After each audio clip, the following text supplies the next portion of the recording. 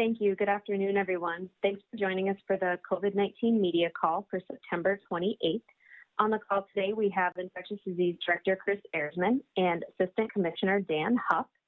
After some updates from our participants, we will open the call for questions from reporters on the line. With that, I will turn it over to Chris Erzman. Thank you, Andrea. This morning, globally, we were at 33.1 million cases and 998,000 deaths. In the United States, we were at 7.1 million cases and 204,000 deaths. In Minnesota, we added 936 cases yesterday for a new total of 9,678 cases. The median age of our cases is 35 years old. We added 7 deaths yesterday for a new total of 2,015 deaths in Minnesota. 2 of these deaths occurred in residents of long-term care facilities, 2 were in Anoka and Ramsey counties, and 1 each in Hennepin, Clay, and Itasca counties. The total includes a person in their 90s, 1 in their 80s, 2 in their 70s, 1 in their 60s, and 2 in their 50s. A total of 7,546 people have been hospitalized since the start of the pandemic, with 2,111 of those in the intensive care unit. For a testing update, as I said, we added 936 new cases yesterday on a volume of 22,162 lab tests. But more significantly, we reached 2 million laboratory tests yesterday. So that is a positive milestone. The weekly change in cases is 7.4%. It's stable from yesterday and up from 7.2% last week. Weekly change in testing is 8.2%, which is up from 8% yesterday and 7.8% last week. The 7-day average testing positivity rate is 5.4%. That's slightly higher than yesterday at 5.1%, and from last week, 4.4%. We have been above the caution threshold for 2 days now. I'd like to talk a little bit about some of the workplace and social outbreaks that we're seeing. We're seeing more and more clusters of cases and outbreaks associated with certain settings like workplaces and social gatherings. Some updates on numbers that we've been seeing in workplaces. Then what we mean by that is a workplace with 3 or more COVID cases among employees. So as of today, we've had 89 case clusters in businesses that were regulated by the Department of Agriculture. So that includes places like veggie processing plants, dairy plants, bakeries, grocery stores, delis, and more. We've also had 40 clusters and outbreaks in meat processing plants, 182 clusters in manufacturing plants, and 246 in general businesses of all types. We're seeing more and more cases in people aged 20 to 40 years old. These are working age people, and it's important to note that cases associated with workplaces aren't necessarily due to spread happening in the workplace, but rather it's often an employee who gets exposed outside of work and then brings it in to the workplace. While you may feel healthy or are not worried about COVID, keep in mind that bringing the virus into a workplace means you could be exposing a colleague who could get very sick. This lines up with the fact that we are seeing more and more social outbreaks. As of September 24th, there have been 77 bar and restaurant establishments that have been investigated for possible outbreaks where COVID-19 was spread to patrons. 47 of those had enough cases to be counted as an outbreak, and what we mean by that is we release the names to the media. There are 1,416 unique cases that report visiting those establishments. We also continue to see outbreaks associated with events like weddings, funerals, gyms, and other social gatherings. There have been 37 outbreaks associated with weddings, 11 with funerals, 22 with gyms, and 62 with other social settings. One event can affect so many people. We are aware of another large wedding reception where someone attended while infectious, and as of today, there are 11 cases and 2 people in the hospital. It was helpful that the reception took place outside, but being outdoors is not a substitute for safe practices. It is essential that people still keep a distance and wear a mask. I just threw a lot of numbers at you, and numbers are important, but we can't forget that these numbers represent people. We're getting closer and closer with every passing day to having 100,000 cases. That's 100,000 Minnesotans. We already passed a sad milestone over the weekend by reporting over 2,000 deaths. Our friends, family, and neighbors are represented in these numbers. We've said it before, but we have to say it again. It's extremely important for everyone to do their part in helping to slow the spread of this virus. That means wearing a mask, keeping your distance, staying home if you're sick or if you've been exposed to a known case, and washing your hands often. This is our path to further opening the economy and our social interactions. Connecting with family, friends, and loved ones is important to our overall well-being, but please do so while following these recommendations so we can keep each other safe. And with that, I'll turn it back to Andrea. Thank you, Chris. As we open it up for questions, we ask that reporters limit themselves to one primary and one follow-up so we can get to as many questions as possible. With that, operator, we are ready to take questions. As a reminder, to ask a question, you will need to press star and then the number 1 on your telephone keypad. To withdraw your question, press the pound key. Our first question comes from Kate Raddatz from WCCO Television. Your line is now open. Thanks for taking my question. We're waiting to hear from President Trump. He's expected to speak really, I think, just within the hour here on a testing update at the federal level. Are you able to share of what you know? Are there any changes that could be happening within the state? And really, you know, if it's a case of more tests that would be coming to Minnesota, I mean, is that the solution to getting things, you know, how people want them back to normal? Is it just a matter of having more tests? I can comment that there have been calls with leadership about additional testing becoming available and coming from the federal government. So we have heard some things about that. I will say that you know, testing is very much an important part of our overall strategy, and you certainly heard that you know, from Governor Walz and all of the efforts that have been made to make sure that Minnesotans have access to testing. But certainly testing is not the only answer. A big part of what is necessary to be successful involves not only identifying cases early and getting them isolated, but also making sure that people are following through on guidance. And we've certainly been hearing more and more that people are not doing that. So in other words, they're not staying home when they're sick. They're not isolating or quarantining themselves. And so that's a real problem. So while testing has a very important role to play, it's not the sole role in solving all the challenges related to the pandemic. Got it. And then second, on the testing front, you know, Minnesota, we were over that 20,000 mark again. I think it was over 22,000 reported from yesterday for tests in the day. How are we doing on testing? And is that number where we want to be for the long haul? Well, I think I'll see if Assistant Commissioner Huff wants to answer that question. Yeah, thanks. This is Dan Huff.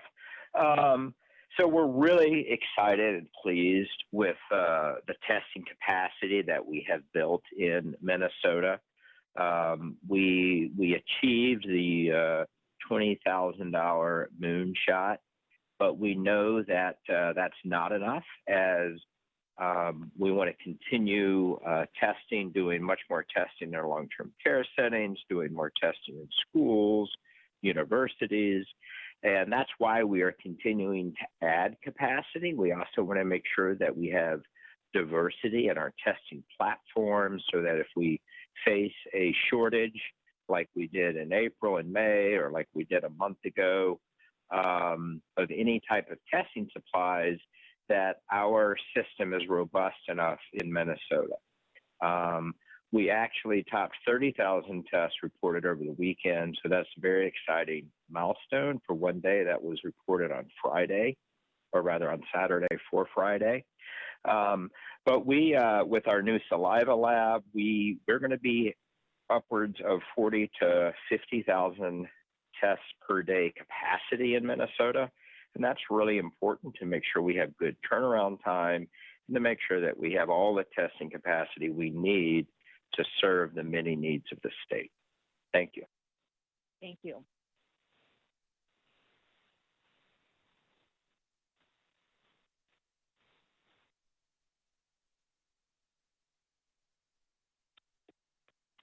Our next question comes from Peter Cox with Minnesota Public Radio. Your line's now open.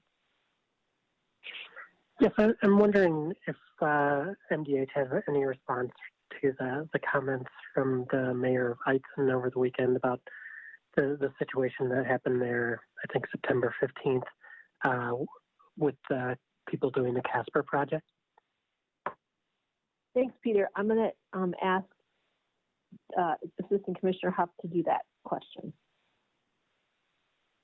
Oh, yeah. Thank you, Peter. When staff reported this incident to us, we took it very seriously. We have no reason to doubt the details of their report.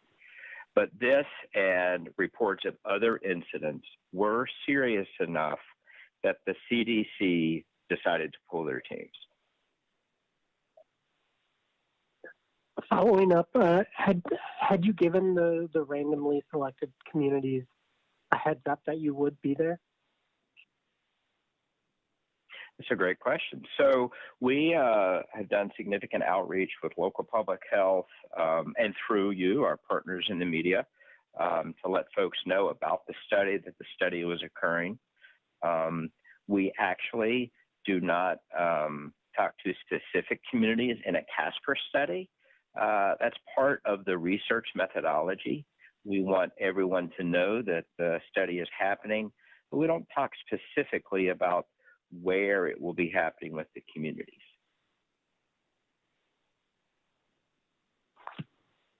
Thanks, Peter. There was nothing else related to that, right? Not at this time, thanks.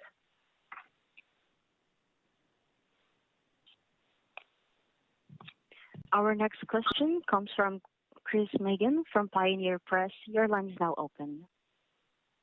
Thanks. Just a quick follow-up, Commissioner Huff, on that Eitzen question. Do you know of any? Was there more than one incident, I guess, down in that community or in that area? You say that you have no reason to doubt their report. Do you think that there may have been more than one encounter in that community? We know of only one encounter that was reported in that community. We have other incidents that were reported in southern and central Minnesota. And again, those incidents collectively caused the CDC to remove their teams from the state. And just to follow up on that, do you have any feeling or sense that pulling the teams out of the state was an overreaction in any way? The priority in all of our work is for the safety of our staff. The staff were, I think, traumatized by many events that they experienced. We are very appreciative for the support that we've received from the CDC. We agree with them that putting their staff first and the safety of their staff is the most important thing. So I do not have any criticism of CDC in that decision. Thank you very much.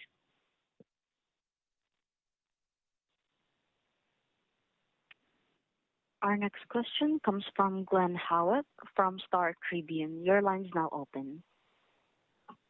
Hi there. Speaking of outbreaks, do you have an update on the funeral in Barton County that you were talking about last week? I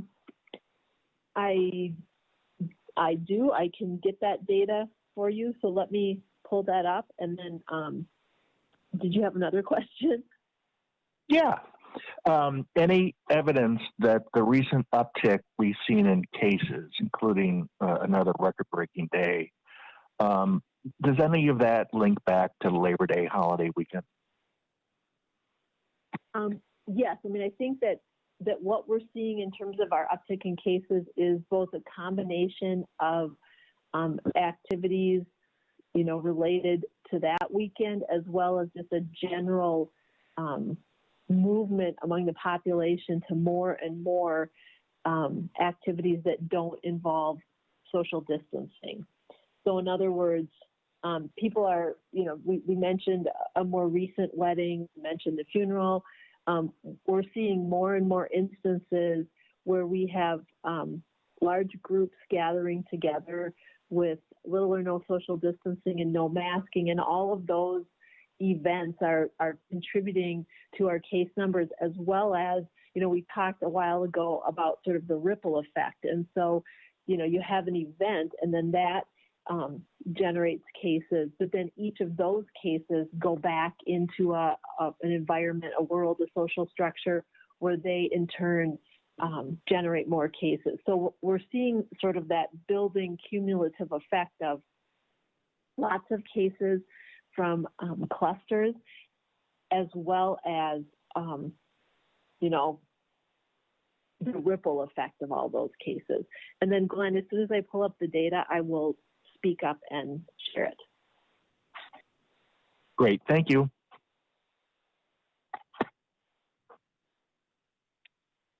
Our next question comes from Megan Ryan from the Minneapolis Star. Your line is now open.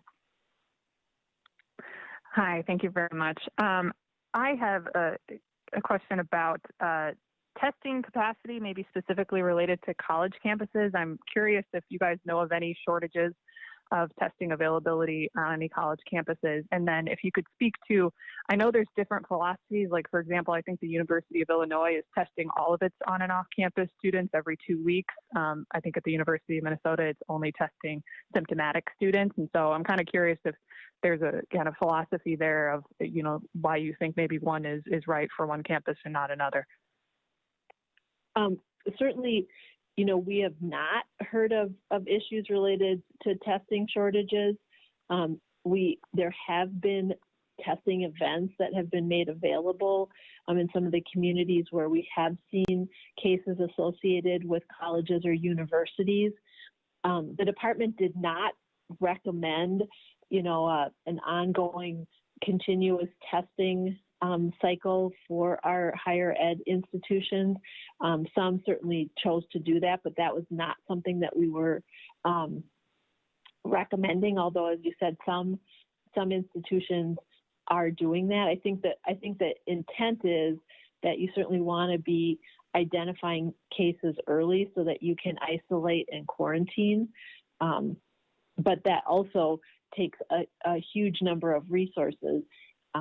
And so as more and more resources come online, that's something that can be considered. But that was not something that we had recommended at the beginning of the school year. And I don't know if Dan, you want to comment at all? No, Chris, I don't have anything to add. Thank you. Awesome. And then I just had one quick follow-up to that, which is, so kind of separately from students on college campuses, I guess specifically when referencing the University of Minnesota and the Big Ten Conference, they're obviously starting to play sports again, and they're going to be doing daily testing of in-season athletes. And I'm curious if you guys know at all, having the daily testing being done, is there a possibility of that burdening the system at all, whether now or maybe, in the next month or so, if there's a possible surge? Well, certainly we recognize the important value that sports plays in all of our lives. And I live in a household where the return of various sporting activities to watch on TV has been a very welcome addition. But from a public health standpoint, obviously, our priorities would be that individuals who have been exposed to a case have the opportunity to be tested, that individuals who are symptomatic have the opportunity to be tested, and that we really prioritize testing for those populations. And certainly right now, the capacity that we have is allowing us to address multiple issues. But yes, if we got to a point where testing capacity was really in limited supply, public health might have a perspective on testing that might differ from some of the sports leadership. Great, thank you.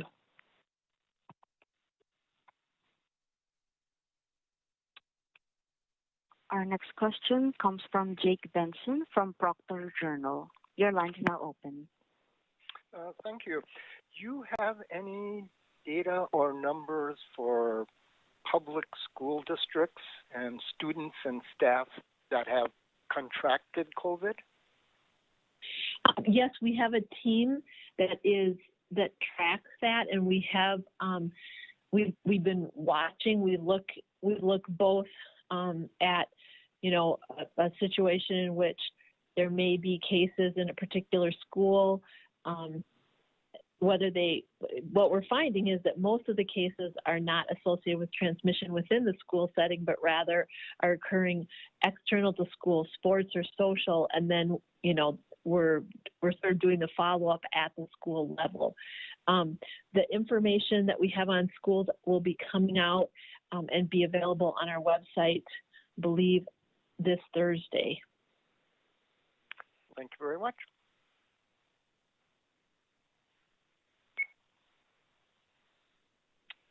Next question comes from Tom Olson from Duluth New Tribune. Your line is now open. Hi, thanks for taking my question. I'm just wondering, as we spend a fair amount of time on this call hearing about social gatherings and events where there's a lot of potential for transmission, we have President Trump returning to the state on Wednesday. He's going to be in Duluth, potentially elsewhere, I believe, that day.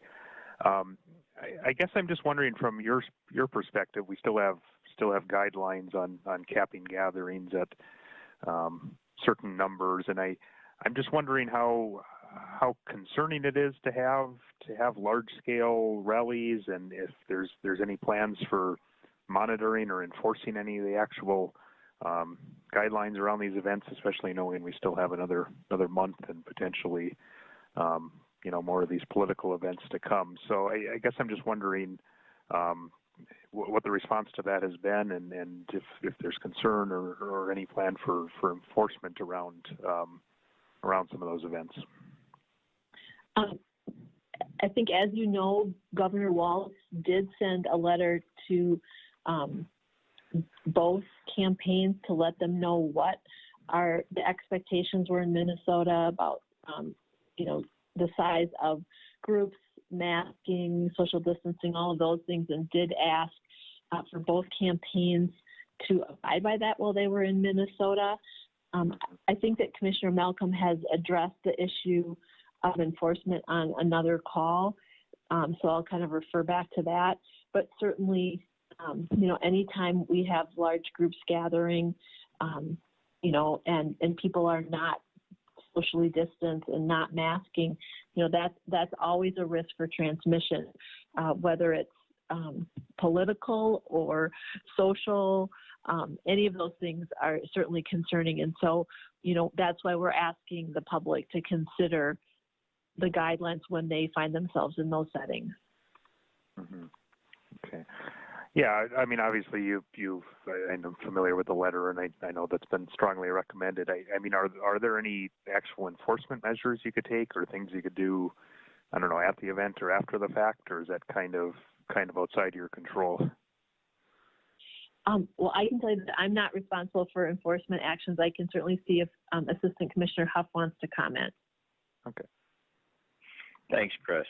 I think at this time we'll be monitoring. Again, I just want to reinforce what Governor Walz had said in his letter We know that all the campaigns care about the health of their supporters, and we ask for them to make sure to structure and stage their events in such a way that is protective of the health and safety of everyone involved. I think, one of the things that Chris has mentioned multiple times, and I just think it bears repeating, if I am, young and healthy and feel, well, I'm not going to be impacted by the virus. One, we do know that that's still a risk because we do have young, healthy people that are experiencing severe disease. But more importantly is it's an infectious, contagious disease. And therefore, if I contract it, even if I'm not personally negatively impacted, I can pass that on to other people who are more vulnerable. And I think and that's why we have really emphasized that for us to prevent continuing spread of this disease, it's important that we all take responsibility for protecting each other and for protecting the most vulnerable among us. Thank you.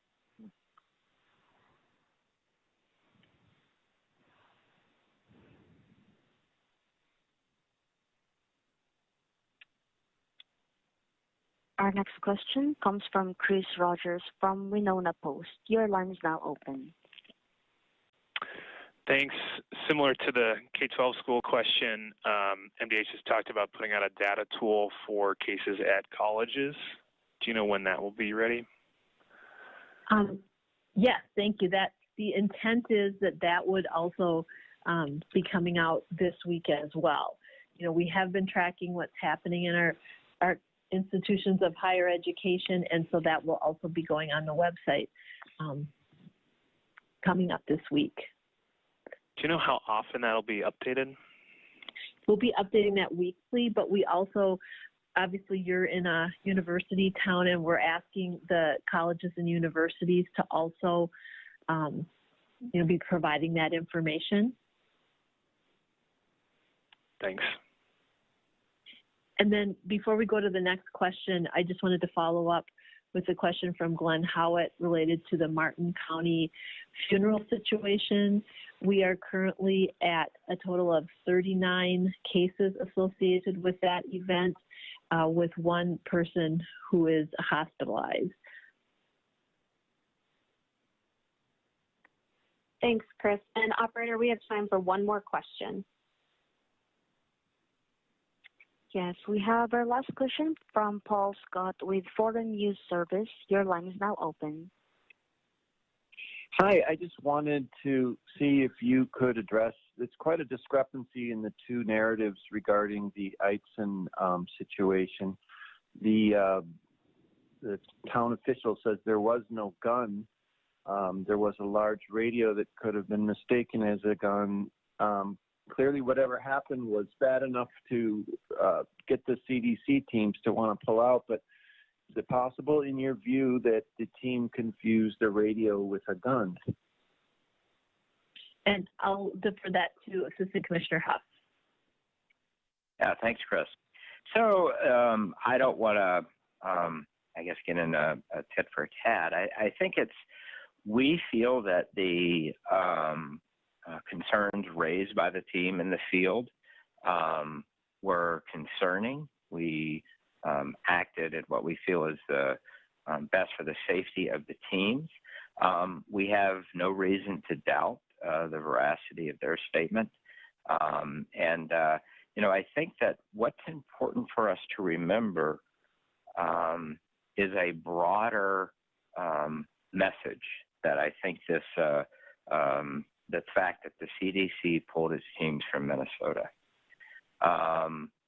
We know that people are frustrated, and we also know that some people don't agree with the policies that we have set forth. But it's really important to separate our frustration with the policies, our frustration with the situation that we find ourselves in, and taking our frustration out on other people. I want to reiterate that the enemy is the virus, it's not each other.